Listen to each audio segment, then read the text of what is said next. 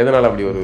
ஏன்னா இந்த அரசுங்கிறது மக்களுக்கான அரசு கிடையாது. குறிப்பாக வந்து உழைக்கும் மக்களுக்கு, அடித்தட்டு மக்களுக்கான அரசு கிடையாது. ஓட்டை வந்து 5 வருஷம் கழிச்சு தான் அந்த தேர்தல் ஆணையம் வந்து சொல்லுது. இன்னைக்கு ஓட்டு போட்டாங்கன்னா 5 வருஷம் கழிச்சு தான் எண்ணுவோம்னா நீங்கள் எவ்வளோ குறுக்கிட்டு செய்வீங்க அதிகாரத்தில் இருக்கு. அதில் ஒரு இதை பண்ணுறீங்கன்னு சொல்கிறாங்க. ஓகே, இல்லை அதையுமே நம்ம வந்து ஏற்றுக்க முடியாது. இல்லை, ஏற்றுக்க தேவையில்லை. ஆனால் நீங்கள் யாரை தேர்வு பண்ணுறீங்க அப்படிங்கிறது அது ஓகே. ஆனால் தொடர்ச்சியாக அவர் பண்ண வேலைகள் இருக்கு. நீங்கள் அந்த ரசிகர்களை வந்து பயங்கரமாக சீட் பண்ணார், அவர் ஏமாத்தினார்.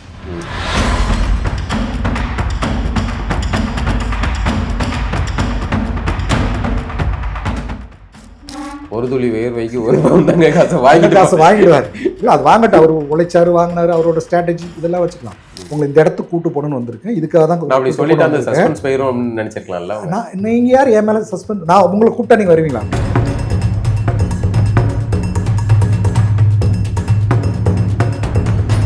அது உதவி கிடையாது. ரொம்ப தெளிவாக ரஜினிகாந்த் நீங்கள் ஆழ்ந்து பார்த்துட்டீங்க, அது உதவி கிடையாது. அது இன்னொருத்தரோட வெளிச்சத்தில் நீங்கள் வெளிச்சம் தெரிவிக்கிறது. திரும்ப நீங்கள் உங்கள் விசாரிச்சு அன்னைக்கு கூட நீங்கள் சொல்ல வேண்டியது. அவங்க அறிக்கையில் தெளிவாக பதிவு பண்ணுறாங்க, போலீஸ் வந்து திட்டமிட்டு மறைஞ்சிருந்து வேணும்னே குறி வச்சு தாக்கியிருக்கான், சுட்டிருக்காங்க. நெஞ்சிலையும் தலையிலையும் பார்த்து குறி வச்சு சுட்டிருக்காங்கன்றது அந்த அறிக்கையில் சொல்லியிருக்கு. அதனால் நடவடிக்கை எடுக்க சொல்லிட்டு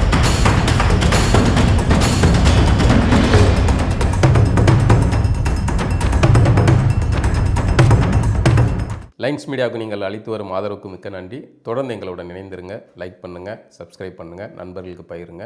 நாம் இணைந்து பயணிப்போம். வணக்கம் நண்பர்களே. இன்றைக்கி நம்ம கூட அரசியல் களத்தில் உரையாடுறதுக்காக இணைந்திருப்பவர் இயக்குனர் லெனின் பாரதி அவர்கள். மேற்கு தொடர்ச்சி மலை அப்படிங்கிற ஒரு சிறந்த படத்தை வந்து தமிழ் சினிமாவில் கொடுத்த இயக்குனர். அவர்கிட்ட நம்ம நிறைய விஷயங்கள் உரையாட போகிறோம். வணக்கம் தோழர். வணக்கம். நல்லா இருக்கீங்களா? நல்லா இருக்கு. எனக்கு லெனின் பாரதி அப்படிங்கிற பெயரே வந்து இயற்பெயர் தானா, இல்லை வந்து நீங்கள் புனை பெயராக வச்சுக்கிட்டதா? லெனின் பாரதி யாருங்கிறதுல போயிடலாம். லெனின்றது அப்பா வச்ச பேர். ஏன்னா அப்பா ஒரு கம்யூனிஸ்ட் அவர். அதனால் வீட்டில் எல்லாருக்குமே இடதுசாரி தலைவர்களுடைய பேர் தான் இருக்கும். அப்போ சின்ன வயசில் ஊரில் நான் படிக்கும்போது அங்கே பாரதி கவிதை மையம்னு ஒன்று இருக்கும். அதில் இளங்கிளைன்னு ஒன்று வச்சுருப்பாங்க. அப்போ நாங்கள் 3வது நாளாக படிக்கும்போது எங்களுக்கும் ஒரு சின்ன ஸ்பேஸ் போட்டு புத்தகம் வாசிக்கிறது, பேசுறது, அந்த மாதிரி ஒரு ஸ்பேஸ் கொடுப்பாங்க. எந்த ஊர்? தேனி பக்கத்தில் கோம்பை. அதுலேருந்து அந்த ஒரு பாரதி மேலே அப்போ சின்ன வயசில் வந்து ஈர்ப்பில் பேர் சேர்த்து வச்சு அதோடு சேர்த்து நீங்களும் பாரதியை அப்பா வச்சது லெனின். அப்போ சின்ன வயசில் நீங்கள் உங்களுக்கு பாரதியை பிடிக்க போய் அப்போ ஆமாம். அதுக்கப்புறம் நமக்கு நிறைய கருத்து வேறுபாடுகள்லாம் உண்டு அவர் மேலே. கேட்குறது வந்து சான்றிதழ் எல்லாத்தையுமே லெனின் பாரதினே மாதிரிட்டீங்க. லெனின் தான் இருக்கும். லெனின் ஸ்கூலில் அப்படி தான் இருக்கும். அப்பா என்ன இடதுசாரி அமைப்பில் இருந்தார்? அப்போ வந்து அங்கே சிபிஎம் சார்ந்ததில் தான் இருந்தாங்க. அதுலேயும் இடுக்கி டிஸ்ட்ரிக்டில், அங்கே எங்களுக்கு தமிழ்நாடு கேரளா பார்டர் தானே, அங்கே இடுக்கி டிஸ்ட்ரிக்ட் மேலே வந்து அந்த ஏலத்தோட்ட தொழிலாளர்கள் அந்த தொழிற்சங்கங்கள் இருந்தாங்க. கைரேந்து தோட்ட தொழிலாளர் சமையல். அதனால உங்களுக்கு உங்களுடைய முதல் படைப்பே வந்து அவர்களுடைய வாழ்வியலை வச்சு எடுக்கும். ஆமாம். ஏன்னா எங்கள் அம்மா வந்து ஒரு தினக்கூலி. அங்கே ஏலக்காய் தோட்டத்தில் வந்து எங்கள் அம்மா ஒரு தினக்கூலி. அவங்க கல்யாணத்துக்கு முன்னால் இருந்தே தினக்கூலி அங்கே அதில் வேலை செஞ்சுட்டு இருந்தாங்க. அப்போ முன்னால் சின்ன வயசில் வந்து கீழே எங்கள் அம்மாவோட ஊர் வந்து தேவாரம். தேவாரத்துலேருந்து மலை உச்சியில் ஏறி வேலை செஞ்சுட்டு திரும்ப வந்துடுவாங்க. அது பேர் போயிட்டு வர வேலைன்னு சொல்லுவாங்க. அதுக்கப்புறம் அங்கேயே மலையிலே தங்கியிருந்தும் வேலை செய்வாங்க. நீங்கள் வந்து எங்கே படிச்சீங்க? நான் 5வது வரைக்கும் ஊரில் படித்தேன், கோம்பையில். அதுக்கப்புறம் முழுக்க சென்னை இல்லையா? அரசு உதவி பெற பள்ளி. அங்கே ஸ்ரீ கன்னிகா பரமேஸ்வரன் ஒரு ஸ்கூல் இருக்குது. ரொம்ப பழைய ஒரு 100 வருஷத்துக்கு முன்னால். அதெல்லாம் இளையராஜா அவர்களும் படித்தார். எங்கள் அப்பாவும் இளையராஜா அவங்க 2 பேரும் அங்கே அவங்க படித்தாங்க. இளையராஜா கூட ஒரு நெருக்கம் உள்ள பகுதி இல்லை? ஆமாம். பக்கத்து ஒரு கோம்பை பண்ணைப்புறங்கிறது. எங்கள் அப்பாவும் அவரும் பள்ளி தோழர்கள், 2 பேரும் கிளாஸ்மேட். அதுக்கப்புறம் இங்கே சென்னை வந்துட்டாங்க. 6வதுலேருந்து சென்னையில். அப்பாவுக்கு இங்கே எதுவும்? அப்பா இங்கே சினிமா ஆசைக்காக வந்தவர். ஆமாம், சினிமாவில் டைரக்டர் ஆகணும்னு சொல்லிட்டு வந்துட்டு அதுக்கப்புறம் சூழல் முடியல அவர். அந்த இதில் தான் நான் அந்த துறையை தேர்ந்தெடுத்தேன். சரி, அப்பா வந்து அங்கே நிலைமான் நாட்ட முடியாத ஒரு இடத்துல நம்ம வந்து அது அப்பாவுக்காகன்னு சொல்ல முடியாது, அங்கே அம்மாவுக்காகன்னு ஒரு பாயிண்ட் இருக்கும்ல. ஏன்னா அந்த ஒரு கிராமத்துலேருந்து ஒரு தினக்கூலியாக இருக்கிறவங்க தன்னுடைய கணவனுடைய லட்சியத்துக்காக 2 குழந்தைங்களை கூப்பிட்டு சென்னைக்கு வரதுருக்குல்ல, வந்துட்டு அது நிறைவேறாமல் இருக்கும்போது ஊருக்கு போகும்போதெல்லாம் அவங்களுக்கு ஒரு வருத்தம் இருந்துகிட்டு ஊராரோட பார்வை ஒன்று இருக்கும், இது ஒன்று இருக்கும். அப்பா எதுக்கு சினிமாவுக்கு வரணும்னு ஆசைப்பட்டாங்க? இல்லை, அப்பா சின்ன வயசுலேருந்து நாடகங்கள், அந்த இடதுசாரி இயக்கத்துலேயுமே ஃபுல்லாக அவர் வந்து பாட்டு எழுதுறது, நாடகங்கள் போடுறது, இது பண்ணுறது. அங்கே அப்போ வந்து எங்கள் ஊரில் வந்து கோம்பையில் வந்து ஒரு தேர் திருவிழா ரொம்ப விமர்சையாக நடக்கும். அந்த தேர் திருவிழா வந்து எப்படின்னா ஒரு 12 வருஷத்துக்கு ஒரு தடவை நடக்கும். 18 கிராமங்கள் சுற்றி இருக்கிற கிராமம்லாம் சேர்ந்து நடக்கும். சாதியம் நிறைந்த இதுதான் இருக்கும். அப்போ 83 வந்து ஒரு தடவை தேர் திருவிழா நடக்கும்போது அந்த கூட்டத்தில் நடுவில் வந்து அலியட்டும் ஜாதின்னு ஒரு நாடகம் போட்டார். அந்த மாதிரி ஒரு முற்போக்க நாடகங்கள் போடுறது, அதுவும் இந்த மாதிரி மக்கள் கூடுற இடங்கள்ல போடுறது, தொடர்ச்சியாக வர சினிமா பாட்டை வந்து மாற்றி வந்து நம்ம இதுக்கு பிரச்சார பிரச்சனைக்கு அங்கங்கே தெருவீதி நாடகங்கள். அப்பா பேர் என்ன? அப்பா பேர் வந்து ரங்கசாமி, ஏஆர்எஸ்ன்னு சொல்லுவாங்க. ஓ சரி. அப்புறம் நீங்கள் இங்கே வந்து எங்கே 5ஆம் வகுப்புக்கு பிறகு இங்கே முழுக்க நீங்கள்? நான் முழுக்க சென்னை தான். நான் சென்னையில் எங்கே படித்தேன்? சென்னையில் வந்து இங்கே சென்ட் தாமஸ் மவுண்டில் வந்து சென்ட் தாமஸ் ஸ்கூல்னு ஒரு ஸ்கூல். ஆமாம், இங்கே படித்தேன். +2 வரைக்கும் இங்கே படித்தேன். ஃபஸ்ட்டு 6 to 8 வந்து சிஎஸ்ஐன்னு ஒரு ஸ்கூல் அங்கே பக்கத்துலேயே. அது முடிச்சுட்டு சென்ட் தாமஸில் படித்தேன். சென்ட் தாமஸ் முடிச்சுட்டு அதுக்கப்புறம் குருநானக்கில் யூஜி பண்ணேன். சரி, அப்படி படிச்சுக்கிட்டு அப்பா ஏற்கனவே சினிமாவில் பெரிய அளவில் ஆக முடியல, அவருடைய கனவை நிறைவேற்ற முடியல. அப்போ நம்மளும் அதுக்குள்ளே ஏன் பேசிக்குவானே அப்படிங்கிற யோசிக்காமல் ஏன் நீங்கள் திரைத்துறைக்கு வந்தீங்க? வேறு எதுவும் வேலைக்கு போகணுன்னு தோணுலையா? அப்போது எதுவும் இது போகணும் அதுக்கு போகணும் அப்படின்னு ஒரு தீர்மானமாக எதுவுமே கிடையாது. ஆனால் வந்து என்னென்னா இந்த சமூகத்து மேலே ஒரு பார்வை இருந்துக்கிட்டே இருக்கணும். அப்போ ஒரு சைடு வந்து அம்மா வந்து அப்பாவுக்காக நம்பி வந்து அந்த ஒரு ஃபீல் இருக்கு இல்லையா, அதுவும் இன்னொன்று வந்து இந்த சமூகத்துக்கு நம்ம ஏதாவது ஒன்று செய்யும்போது இல்லை கம்யூனிகேட் பண்ணும்போது நம்ம செயலாற்றுறது வந்து அதை வந்து இந்த சினிமான்ற டூல் மூலமாக நம்ம செய்ய முடியும் அப்படிங்கிற ஒரு பெரிய நம்பிக்கை இருந்துச்சு. அது காரணம் வந்து சின்ன வயசில் வந்து நம்ம ரஷ்ய இலக்கியங்கள் படித்தது அது ஒரு மாறுபட்ட பார்வையை கொடுத்துச்சு. அப்புறம் அப்பாவுடைய பேச்சு, அவருடைய செயல்பாடு, இதெல்லாமே நமக்கு வந்து ஒரு சமூக நோக்கின ஒரு பார்வையை தள்ளும்போது அப்போ இந்த சினிமா வந்து ஒரு டூலாக நம்ம எடுத்துக்கிட்டு இப்போ ரெண்டையுமே அதை நம்ம செஞ்சுக்க முடியும் அப்படிங்கிற ஒரு அடிப்படையில் தான் அந்த சினிமாவை டூலாக எடுத்து. ஆனால் அது ஒரு சிரமமான பயணமாக இருக்கும் அப்படிங்கிறது அப்பாவை பார்த்து புரிஞ்சிருப்பீங்களா நீங்கள்? ஆமாம், அது பொருளாதாரியில் பெரிய தடுமாற்றங்களை கொடுக்கக்கூடிய ஒரு சூழ்நிலை. பொருளாதாரத்தில் அச்சம் இல்லை, ஏன்னா அப்பா வந்து ஒரு எளிமையான வாழ்க்கையை தான் எங்களுக்கு பழக்கப்படுத்தி வச்சுருந்தாங்க. ஸோ அதனால் அது பொருளாதாரத்தில் பெரிய பயத்தை ஏற்படுத்தலை. ஒரு சின்ன வாடகை வீடு. அம்மா பேர் என்ன? அம்மா பேர் வந்து ஈஸ்வரி, ராஜேஸ்வரி. முழுக்க அவங்க அங்கே மலைய இந்த தோட்ட இது பணியில் இருந்தாங்க. அந்த படத்தில் கூட அந்த கதாநாயகனுக்கு வந்து அப்பா பேர் ரங்கசாமியும் அந்த கதாநாயகன் அம்மா பேர் ஈஸ்வரின்னு வச்சு அந்த நான் சொன்னல போயிட்டு வர வேலைன்னு சொல்லிட்டு மலையில். அது வந்து ரொம்ப கடுமையான இப்போ அந்த படத்தில் நாங்கள் ஷூட் பண்ண இடம் தான் அது. ஆக்சுவலாக தேவாரன்றது அந்த அங்கேருந்து ஒரு 7 கிலோமீட்டர் மலையடி வரும் போகணும். நீங்கள் மலை மேலே ஒரு 7 கிலோமீட்டர் ஏறணும். அதுக்கப்புறம் போய் எஸ்டேட்டில் வேலை செஞ்சுட்டு திரும்ப வரணும். அதுக்கப்புறம் அப்பாவை கல்யாணம் பண்ணதுக்கப்புறம் அங்கேயே தங்கி இருந்து வேலை பார்க்க ஆரம்பித்தாங்க. சனிக்கிழமை கீழே இறங்கி வருவாங்க, அந்த கூலியை வாங்கிட்டு வருவாங்க. நாங்கள் கீழே பாட்டி வீட்டில் வளர்ந்தோம், பாட்டி வீட்டில் அத்தை வீட்டில். இங்கே நீங்கள் தான் திரைத்துறையில் வரும்போது யாருக்கிட்ட போய் சேரணும்னு முடிவு பண்ணீங்க? யாருக்கிட்ட சேர்ந்தீங்க? அப்படி எல்லாருக்கும் ட்ரை பண்ணுறது அப்போ.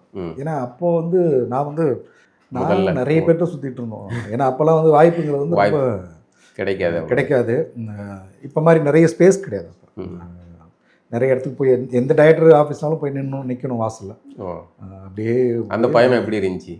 அது நல்ல ஒரு இன்ட்ரெஸ்டானது தான். ஏன்னா நமக்கு பிடிச்ச ஒரு தேடி போகிறோம் நம்ம. அது ஒன்றும் சில இடங்களில் வரவேற்பு இருக்கும், சில இடங்கள் அவமானங்கள் இருக்கும். அவமானம்லாம் ஒன்றும் கிடையாது. ஏன்னா இது நம்ம தேர்ந்தெடுத்து ஒன்று போகிறோம். அவங்களுக்கு எல்லாரையும் அக்காமடேட் பண்ணணும்னு கிடையாது. முடியாது. ஒரு டைரக்டர் யதார்த்தமும் கிடையாது. ஒரு நாளைக்கு ஒரு 50 பேர் அப்ரோச் பண்ணுவாங்க, எல்லாருக்கும் கொடுக்க முடியாது. ஸோ நம்ம அந்த யதார்த்தம் புரியணும்.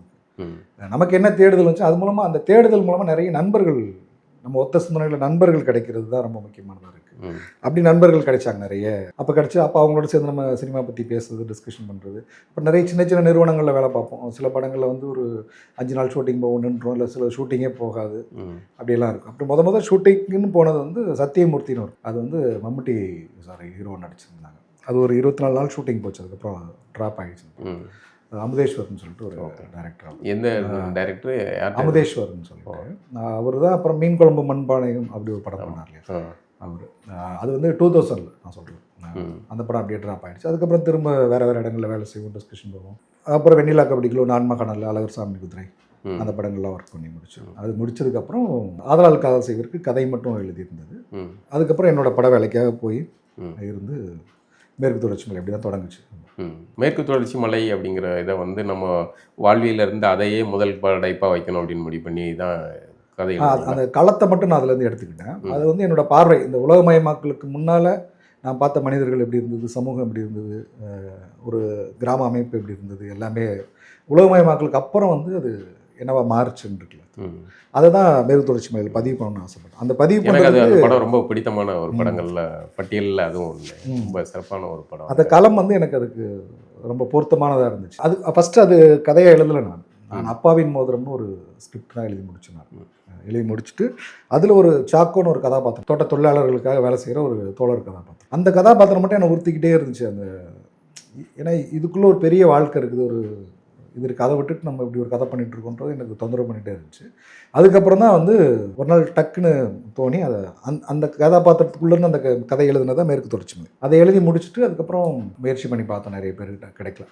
அப்புறம் விஜய் சேதுபதி வந்து அப்போ தான் வந்து வளர்ந்து வந்துக்கிட்டு இருந்தார் அவர். அப்புறம் பண்ணையார் பத்மினி ஷூட்டிங் நடந்துகிட்டு இருந்துச்சு, ஒரு மதுரையில் நடந்துகிட்டு இருக்கும்போது அப்போ நேரில் போய் பார்த்து அவர்கிட்ட சொன்னேன், நான் உங்களுக்கு ஏதாவது சின்ன ப்ரொடியூசர்ஸ் வந்து நீங்கள் பண்ண முடியாமல் போச்சுன்னா ஏதாவது ஒன்று சொல்லி விடுங்க செய்து, நான் அவங்கள்ட்ட போய் கதை சொல்லி இந்த கதையை ட்ரை பண்ணுறேன் அப்படின்னு சொன்னேன். சரி சார், நான் இன்னும் ஒரு ஒன் வீக்கில் ஷூட்டிங் முடிச்சுட்டு நான் சென்னை வந்துடுவேன், வந்ததுக்கப்புறம் நம்ம பேசுவோம்னு சொன்னேன். வந்ததுக்கப்புறம் வந்து சென்னையில் அந்த பண்ணையார் பத்மினி ஷூட்டிங் முடிச்சு சென்னைக்கு வந்து விஜய் சேதுபதியும் நண்பர் கார்த்தின்னு ஒருத்தர் இருக்கார், அவர் நான் 3 பேரும் மீட் பண்ணி அதை பற்றி பேசுவோம். அப்போ சேது சொன்னார், சார் இப்போ தான் நான் வந்து சின்ன சின்ன படங்களாக பண்ணிகிட்ருக்கேன், நீங்கள் ஒன்றும் இல்லை சார், நீங்கள் வெயிட் பண்ணுங்கள், நானே என்னோடய காசில் நான் கண்டிப்பாக பண்ணுறேன் அப்படின்ற மாதிரி சொன்னார். சரின்னு சொல்லிட்டு இப்போ ஏதாவது அதுக்கு முன்னால் நீங்கள் எதாவது வேலை செய்யணும்னா நீங்கள் பிளான் பண்ணுங்கன்னு சொல்லுங்கள். சரி, நான் ப்ரீ ப்ரொடக்ஷன் வந்து அங்கேயே போய் தங்கி இருந்து பண்ணணும் அப்படின்னு சொன்னேன். நீங்கள் போங்கன்னு சொல்லிட்டு எனக்கு அதுக்கு ஒரு காசு கொடுத்தாப்புல. அங்கே ஒரு வீடு எடுத்து, தேனி பக்கத்தில் ஒரு வீடு வாடகைக்கு எடுத்து அங்கேயே இருந்து ப்ரீ ப்ரொடக்ஷன் ஒர்க்லாம் பண்ணிட்டு இடையில நிறைய தயாரிப்பாளர்கள் சொல்லி விடுவார், நீங்கள் அவங்கள்ட்ட போய் கதை சொல்லிட்டு வாங்க சார் வேணும் அப்படின்ற மாதிரி. அப்படியே சுரேஷ் காமாட்சிக்கெலாம் சொல்லியிருக்கேன். அப்போ அவருக்கு கதெல்லாம் ரொம்ப பிடிச்சிருந்தது, ஆனால் அப்போ அவருக்கு பண்ண முடியாத, நம்ம பேட்டியில் கூட சொன்னார். ஆமாம், அந்த மாதிரி நிறைய பேர்கிட்ட சொன்னோம். அதுக்கப்புறம் ப்ரீ ப்ரொடக்ஷன் முடிஞ்சதுக்கப்புறம் சேதுவே பண்ணி முடிச்சது படம். கதை கூட அவருக்கு தெரியாது முழுசாக. ஏற்கனவே ஒர்க் பண்ண அவரை நடிக்க வைக்கணும்னு பண்ணீங்களா? இல்லை, அவரை நடிக்க வைக்கணும்னு நான் ட்ரை பண்ணல. அதுக்கு முன்னால் வந்து எனக்கு தயாரிப்பாளராக அவர் கமிட் ஆகிறதுக்கு முன்னால் வந்து ஒரு தடவை கேட்டாப்புல, அப்போ அந்த பீஸா அதெல்லாம் முடிச்ச டைம், சார் நீங்கள் ஒரு மலை கதை வச்சுருக்கீங்களா, நான் நடிக்கிறேன் அப்படின்னாப்புல. இல்லை சார், இது எனக்கு அந்த உங்களோட உடல் அமைப்பு எனக்கு தேவைப்படல, அப்புறம் நீங்கள் இப்போ தான் நடிச்சுட்டு உங்களுக்கு ஒரு நடிகன்ற ஒரு இமேஜ் இருக்குது, இந்த கதைக்கு வந்து ஒரு ஸ்டார் இமேஜ் தேவைப்படல, ஒரு சாதாரண ஒரு முகம் தெரியாத ஒரு மனிதனாக தான் தேவைப்படும் அப்படின்னு சொல்லியும் அதை தயாரிச்சார். அதுதான் ரொம்ப முக்கியமாக பார்க்கணும். ஒரு முக்கியமான படைப்புக்கு அவர் வந்து அவருடைய, ஆமாம், எனக்கு கதை தெரியாது, எதுவும் தெரியாது, நம்ம மேலே உள்ள ஒரு நமக்கு ஒன்று பண்ணணும், நம்ம மேலே உள்ள நம்பிக்கை, அது மட்டும்தான். அதில் இளையராஜா ஐயா எப்படி உள்ளுக்குள்ளே வந்தார்? எனக்கு வந்து அந்த அப்பாவோட நண்பர் அவர், அப்பாவை அவர் ஒன்றா படித்தவங்க. அழகர் சாமியின் குதிரை படத்தில் ஒர்க் பண்ணும்போதும் அப்போ தான் நான் 2 பேரும் சந்திச்சுக்கிறோம், பேசிக்கிறோம், இந்த பையன்றது அவருக்கு தெரிய வருது, அப்புறம் அப்படி பேசணும். அதெல்லாம் தாண்டி வந்து அந்த கதைக்கு அவரை தவிர வேறு யாரும் பொருத்தமும் கிடையாது. ஏன்னா அந்த மலையிலையும் அந்த பாதையிலையும் எங்களுக்கு முன்னால் நடந்து போனோம். அந்த மலையை பற்றி அதில் உள்ள ஒரு பாறையும் மரமும் அவருக்கு பரிச்சயம். அந்த கதைக்கு வந்து அவரை விட்டுட்டா வேறு யாரும் பண்ண முடியாது.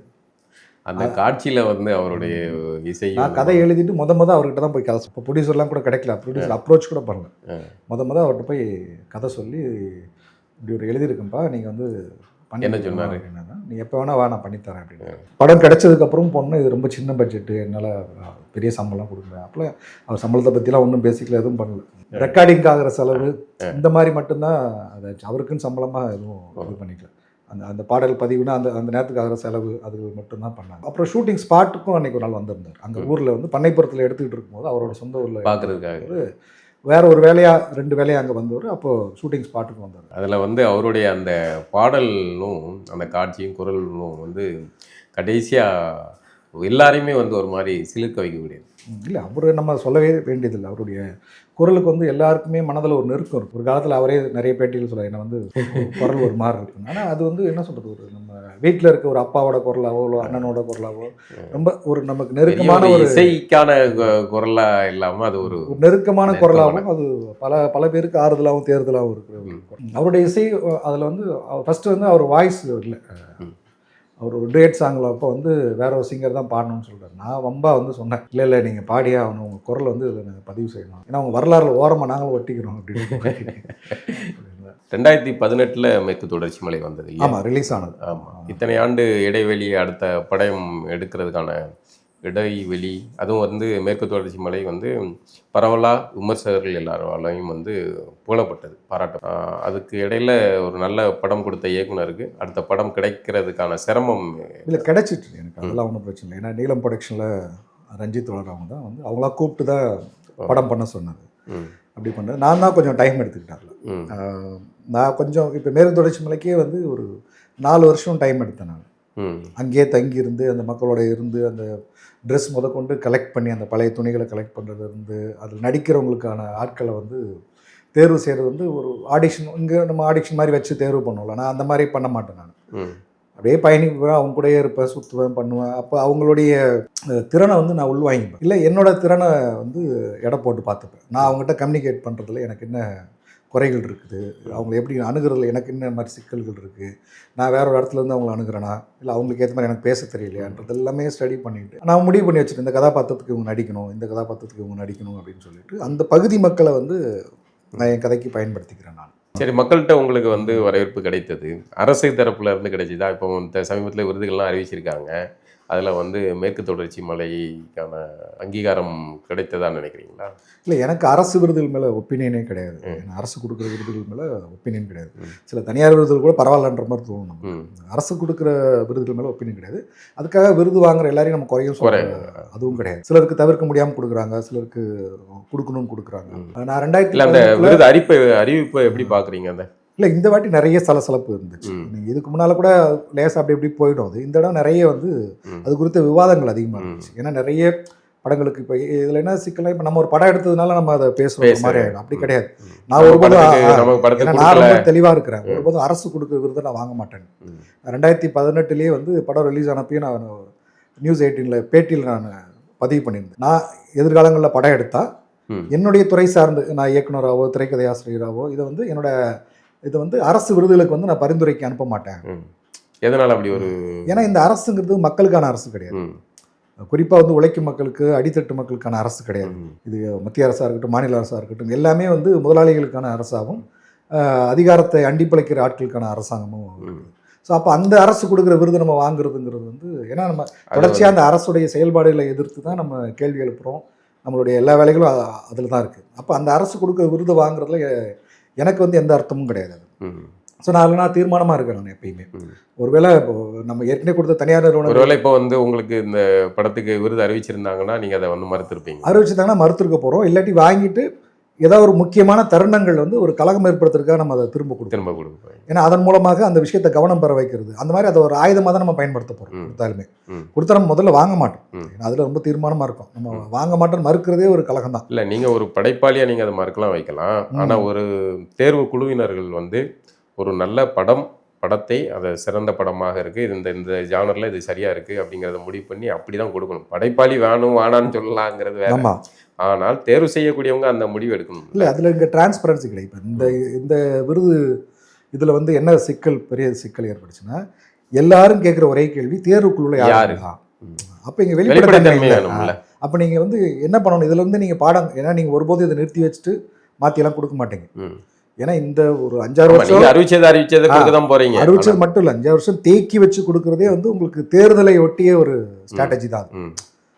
எலெக்ஷனை ஒட்டி கொடுக்கறதுக்காக தான் நீங்கள் எல்லா வருஷமும் தேக்கி வச்சுக்கிறீங்க. எலெக்ஷன் ஒட்டி நீங்கள் பல பேருக்கு கொடுக்கறது மூலமாக உங்களுக்கு அது ஓட்டாக மாறுன்றது மாதிரி ஒரு மொத்த பேரையும் மொத்த படைப்பாளிகள் திரைப்படைப்பாளிகளையும் ஒரே அரங்கத்தில் வச்சு கொண்டு வர மாதிரியும், இல்லை அந்தந்த ரசிகர்களை வந்து ஒரு உங்கள் கட்சி பக்கம் ஒரு அனுதாபத்தை ஏற்படுத்துற மாதிரி அந்த படைப்பாளருடைய விரும்பிகளை வந்து உங்களுடைய வாக்குகளை மாற்றுற ஸ்ட்ராட்டஜி தான் அதனால தான் இப்போ நீங்கள் கொடுக்குறீங்க எல்லாத்தையுமே. ஆனால் இது நீங்கள் என்ன பண்ணணும்னா, இந்த மாதிரி விஷயங்களில் வந்து முதல்ல தேர்வுக்குழு நீங்கள் வந்து வெளிப்படையாக அறிவிக்கணும். இப்படி தமிழ்நாடு திரைப்பட அரசோ இல்லை மாநில அரசோ மத்திய அரசோ யார் வேணா இருக்கட்டும், இது தேர்வுக்குழு, இதுதான் இந்த தேர்வுக்குள்ள இவங்களாம் இடம்பெறாங்க அப்படின்னும் போதே நீங்கள் அதில் உள்ள சரியான நபர்கள் இல்லைன்ற பட்சத்தில் என்ன ஆகும்னா, அப்பயே ஜனநாயகத்தன்மையில் நிறைய பொருள்கள் வெளியே வரும். இவர் ஏன் வச்சிருக்கீங்க, இவருக்கு வந்து இந்த புரிதல் இல்லை, இல்லை ஒரு வலதுசாரி தன்மையுள்ள ஆளு, இவர் வந்து ஒரு சார்பு உடையவர் அப்படிங்கிற ஒரு இது வெளிப்படையாக வந்துடும். இல்லை, வலதுசாரி சார்பு அப்படின்னா இடதுசாரியும் சார்பாக தானே இருக்க முடியும். இப்போ அது யாருக்குன்னு இருக்கு இல்லையா, இப்போ வலதுசாரி யாருக்காக வேலை செய்யுது, இடதுசாரி யாருக்காக வேலை செய்யுதுன்னு இருக்கு இல்லையா. இப்போ வலதுசாரிகள் வந்து ஒருபோதும் வந்து மக்களுக்கான இதாக இருக்காது, அது அதிகாரத்தினுடைய உச்சங்களுக்கான இதாக தான் இருக்கும். இப்போ இடதுசாரி சார்புங்கிறதுல தவறு கிடையாது. இடதுசாரி சார்பு தேவைதான். ஏன்னா அது யார் பக்கம் நிற்குது, அது உழைக்கும் மக்கள் பக்கம் நிற்குது, அடித்தட்டு மக்கள் பக்கம் நிற்குது, அது தேவை. அதில் முரண்கள் இருக்கலாம், அதில் முரண்களை நம்ம நீக்க வேண்டியது இருக்குது. ஆனால் அந்த சார்பு தேவையான சார்பாக தான் நான் பார்க்க. அந்த வெளிப்படையாக நீங்கள் வந்து தேர்வுக்குழு வந்து அனௌன்ஸ் பண்ணியிருந்தீங்கன்னா அதிலே பாதி சிக்கல் தாண்டி. அப்புறம் நீங்கள் இந்த தேக்கி வச்சு கொடுக்குறது இருக்குல்ல, அது ரொம்ப என்ன சொல்கிறது, ஒருபோதும் அரசு வந்து சரியான ஆட்களுக்கு கொடுக்காது, 100% கொடுக்காது. ஒரு 20% சரியான ஆட்கள் கொடுக்கும், மீதி ஒரு 80% போய் சொல்கிறோம்னா அதில் கொஞ்சம் உண்மை கலந்து ஒரு 20% நீங்கள் தவிர்க்க முடியாமல் கொடுக்க வேண்டிய கட்டாயத்தில் இருப்பீங்க.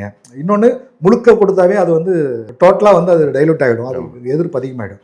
அதனால அதை சமாளிக்கிறதுக்காக என்ன பண்ணீங்க, ஒரு 20% சரியான ஆட்கள் கொடுப்பீங்க, மீதி ஒரு 80% உங்களுக்கு தேவையான ஆட்களுக்கு உங்களுக்கு பிரச்சாரத்துக்கு வர ஆட்கள் கொடுப்பீங்க, இவங்க கட்சி சார்புள்ளவர்கள் இல்லை அந்த ரசிகர்களை கவரணுங்கிற எண்ணத்தில் கொடுப்பீங்க. ஓகே, அது கூட நீங்கள் கொடுத்துருப்பாங்க. ஆனால் அந்த 20% நீங்கள் கொடுக்குற சரியான ஆட்கள் கொடுக்குறது இருக்குல்ல, அது அந்தந்த வருஷம் கொடுத்தீங்கன்னா அவங்களுக்கு வந்து அதை வச்சு அடுத்த கட்டத்துக்கு அவங்க நகர முடியும். அந்த படைப்பாளிக்கு அந்த படைப்பாளிக்கு வந்து நீங்கள் காலத்தில் கிடைக்கிற ஊக்கமும் இது இருக்குல்ல, அந்த படைப்பாளி வந்து வியாபார ரீதியாக வெற்றி அடையாமல் போயிருக்கலாம், பெருசா பேசப்படாமல் போயிருக்கலாம். ஆனா நீங்க அந்த விருது அடுத்த வருஷமே நீங்க கொடுத்திருந்தா அந்த படைப்பாளி மேலேயோ அந்த கலைஞர்கள் மேலேயோ ஒரு கவனம் வரும். அந்த கவனத்தை வச்சு அவங்க அடுத்த கட்டத்துக்கு போயிருக்க முடியும். இல்ல அவங்களுக்கு வந்து திரும்ப அந்த மாதிரி கலைகள்ல வந்து ரொம்ப தீவிரமா அவங்க செயல்படுறதுக்கு ஒரு உத்வேகமா இருக்கும்.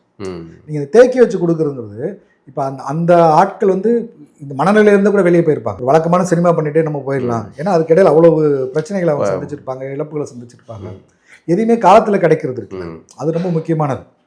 இப்போ ஒன்றும் இல்லை, இப்போ இந்த ஆட்சியாளருக்கு நான் ஓட்டு போட்டுட்டு 5 வருஷம் கழிச்சு நான் எண்ணுவேன்னா இது எப்படி இருக்கும்? ஓட்டு வந்து நான் 5 வருஷம் கழிச்சு தான் அந்த தேர்தல் ஆணையம் வந்து சொல்லுது, இன்னைக்கு ஓட்டு போட்டாங்கன்னா 5 வருஷம் கழிச்சு தான் எண்ணுவோம்னா நீங்க எவ்வளவு குறுக்கீடு செய்வீங்க? அதிகாரத்தில் இருக்கவங்க அரசியல் கட்சிகள் எவ்வளவு குறுக்கீடு செய்வீங்க? அதே மாதிரி தான் கலைஞர்களுக்கும் அந்தந்த ஆண்டு வெளியே அடுத்த வருஷம் கொடுத்துட்டு போயிருங்க. அதுல வர விமர்சனம் எல்லாம் உடனே வரப்போகுது. அப்படி தேர்வு குழுவினருக்கு தேர்வுக்குழு வந்து ஆமா, தேர்வுக்குழுவை டிரான்ஸ்பரண்டா வைக்கணும். முதல் டிரான்ஸ்பரண்டா வச்சு ஒரு கால அவகாசம் கொடுக்கணும்.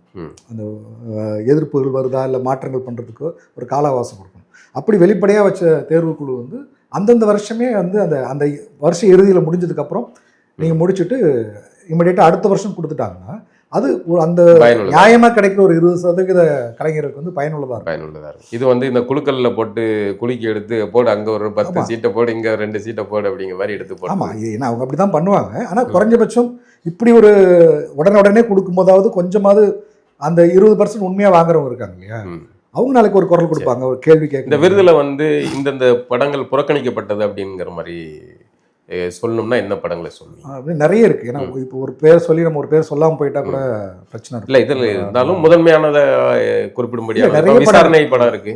விசாரணைல இப்போ தினேஷ்லாம் கடுமையாக நடிச்சிருப்பாரு, ரொம்ப வருத்தி நடிச்சிருப்பாங்க, அவங்களுக்கு கிடைச்சிருக்கு. ஏன்னா இப்படி படங்கள்ல பேர் சொல்றதுல இருந்து எனக்கு என்னன்னா நிறைய நான் பார்க்காத படங்களும் இருக்கும். ஏன்னா நான் இப்போ பார்க்க ஒரு படம் நல்ல படம் வந்திருக்கு, நான் பார்க்காம கூட வந்திருக்கேன். ஆனா என்னன்னா பொதுவா வந்து மக்கள் மத்தியிலேயே ஒரு அதிருப்தி இருக்கு. பொதுவாக வந்து இப்போ இந்த விருது வாங்குறவங்க எனக்கு கிடைக்கல உனக்கு கிடைக்கல திரைத்துறை தாண்டி வழக்கமாக திரைத்துறைக்குள்ளே இந்த இது இருக்கும் இல்லையா சில நேரத்தில். இந்த தடவை எப்படி இருந்துச்சுன்னா மக்கள் மத்தியிலே அந்த அதிருப்தி இருக்கு. இந்த படத்துக்குலாம் கொடுத்துருக்கலாம், இந்த படத்துக்குலாம் கொடுத்துருக்கலாம், அவங்களுக்கு கொடுத்துருக்கலாம், அந்த டைரக்டர் கொடுத்துருக்கலாம், அந்த நடிகர்கள் கொடுத்துருக்கலாம். அது உரையாடல் பொதுத்தளத்தில் வெளியாயிருக்கு. இப்போ இந்த அரசை பொறுத்த வரைக்கும் இவங்க என்னன்னா திமுக எதிர்நிலைப்பாடு இருக்கவங்களுக்கு கொடுக்கக்கூடாது, இடதுசாரிகளுக்கு கொடுக்கக்கூடாது. இந்த மாதிரியான நிகழ்வுகளில் சமீபத்தில் பார்த்தீங்கன்னா கல்வி நிகழ்ச்சி, அரசு நடத்தின நிகழ்ச்சியில் உட்பட எல்லாத்துலேயுமே திரைத்துறை சார்ந்த இயக்குநர்கள், நடிகர்கள் அப்படின்னு எல்லாரையும் அள்ளி போட்டு கூட்டு வந்து ஸ்கிரிப்ட் படி பேச வச்ச மாதிரிலாம் இருந்துச்சு. இதெல்லாம் எப்படி பார்க்குறீங்க? இல்லை, அது வந்து முழுக்க அபத்தம் தான். அந்த கல்வியில் சிறந்த தமிழ்நாடுன்னு சொல்லிட்டு வெறும் திரைத்துணரை நீங்கள் மேடை ஏற்றி அவங்கள பேச வைக்கணும். அவங்க யாருமே ஸ்காலர்ஸ் கிடையாது. நீங்கள் இன்னொரு வாதத்துக்கு கூட வைக்கலாம், இல்லை மக்கள் மத்தியில் வந்து இவங்களை வந்து சொன்னால் ஓகே. நான் சொல்கிறேன், நீங்கள் ஒரு டைரக்டர் மேடை ஏற்றிருக்கீங்க, அந்த டைரக்டர் படத்தில் வந்து அத்தனை வன்முறைகள் இருக்குது. சமீபத்தில் கூட ஒரு பெண் வந்து அந்த பள்ளிக்கல்வித்துறையில் ஒரு விளம்பரத்தில் நடித்தாங்க. அவங்க வந்து சமூக வலைத்தளங்கள் வந்து ஆபாசமா இருப்பாங்கன்னு சொல்லி அதை ஞாபகப்படுத்தும் நீங்க சொல்றீங்க. அதுல எனக்கு உடன்பாடு கிடையாது. சமூக வலைதளங்களுக்கு இன்னும் வரையறை வரல நிறைய. அவங்க இதுல என்னவோ ஒரு நடிகையா வந்திருக்காங்க, அவங்க நடிச்சுட்டு போயிருக்காங்க. அவங்க அதுல ஒரு இதை பண்றீங்கன்னு சொல்றாங்க. ஓகே, அதையுமே நம்ம வந்து ஏத்துக்க முடியாது. இல்ல, ஏத்துக்க தேவையில்லை. ஆனா நீங்க யாரை தேர்வு பண்றீங்க அப்படிங்கிறது அது ஓகே. ஆனா நீங்க கல்வி சேர்ந்த தமிழ்நாடுன்னு ஒரு மேடை போட்டுட்டு அதுல ஏத்துறவர்களை கூப்பிட்டு வச்சு பேச, அதுல ஏத்துற நீங்க திரை பிரபலங்கள் இருக்காங்க இல்லையா, அந்த திரைப்படங்களை எடுத்த படங்கள்ல அந்த ஆபாசங்கள் இல்லையா, அந்த எடுத்த படங்கள்ல வன்முறை இல்லையா, இல்ல அவங்க வந்து வெறும் சமத்துவத்தை நோக்கி மட்டும் எடுத்துட்டாங்களா, இந்த கேள்விகள்லாம் இருக்குல்ல. அப்போ நீங்க அப்படி ஆட்களை நீங்க நிலைநிறுத்தலாம், பிரபலமான ஆட்களை. இந்த மாதிரி ஆட்களை வந்து நிலைநிறுத்தும் போது இது மட்டும் அடிக்கிறது இருக்குல்ல, அதுவே வந்து ஒரு குறுகிய பார்வை தான். நீங்க மொத்தமா எதிர்க்கணும் எல்லாத்தையும். நீங்கள் பல மேடைகளை வந்து அரசு விழாக்களுக்கோ இல்லை இது பற்றிக்கோ ரஜினிகாந்தெல்லாம் கூட்டு போகிறீங்க. அவர் நடித்த எத்தனை படங்களில் வந்து பெண்களை உடலா சித்தரிக்கிற படங்கள் இருக்குது, வன்முறை தூண்டுற படங்களாக இருக்குது, சிகரெட் பிடிக்கிறத வந்து ஸ்டைலாக மாற்றி இளைஞர்கள்ட்ட விதைக்கிற பழக்கமாக இருக்குது. அப்போல்லாம் இந்த கேள்வி உங்களுக்கு வரவே இல்லையா? அப்போ நீங்கள் இந்த கேள்வி வந்திருக்கணும்ல.